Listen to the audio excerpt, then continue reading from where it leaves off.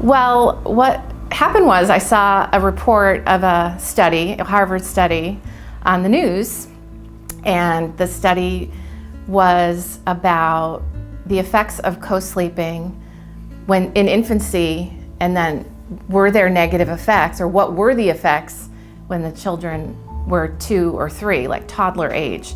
And so the idea was that it would have negative effects. And the reason the study was all over the news was because it didn't have any effect. It had 0 effect. So it didn't show anything negative. Well, that was not a surprise to me.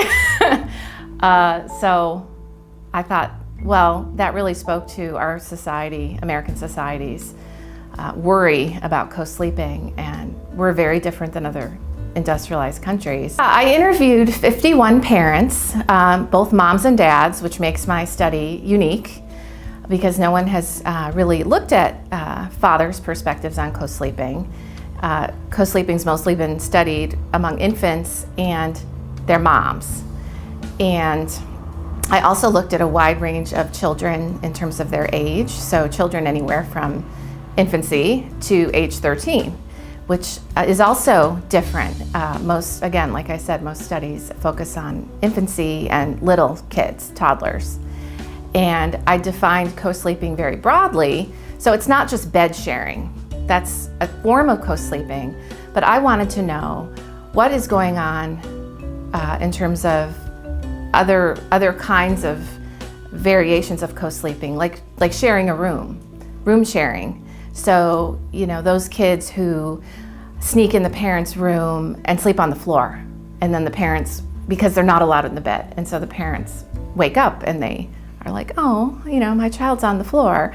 Or parents who sleep in their children's room, or children who sleep together, which was a really big surprise that I found a fair number of families with that. And so I interviewed a range of parents of different income levels, different occupations, different levels of education. And so it was a much broader range of families than would be typical in the literature. There were a lot of surprises. One of the biggest surprises was that roughly half the parents I interviewed were co-sleeping, but they did not want to be co-sleeping. They were co-sleeping because they were exhausted, and they didn't necessarily want their children in the bed, although all parents found, some benefits and nice things about co-sleeping. But it was amazing how difficult it was for parents, especially working parents, to go through the process of keeping their children out of the bed. And also another surprise was that many parents had children in the crib when they were infants and didn't have any trouble. But then when the kids got older, they wanted to sleep with mom and dad.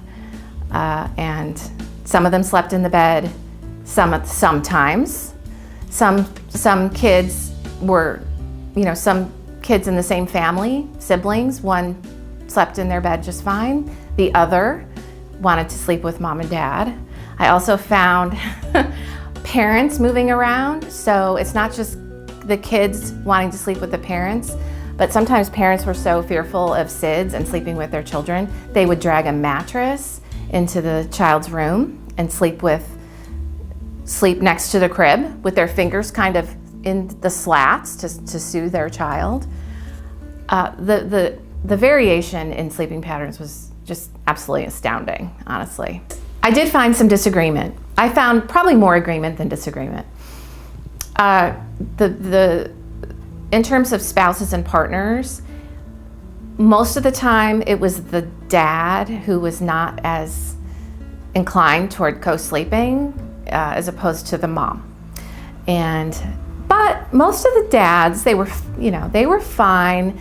All the parents viewed this as a temporary situation with, it was sometimes painful in the short term because sometimes it created disrupted sleep for the parents.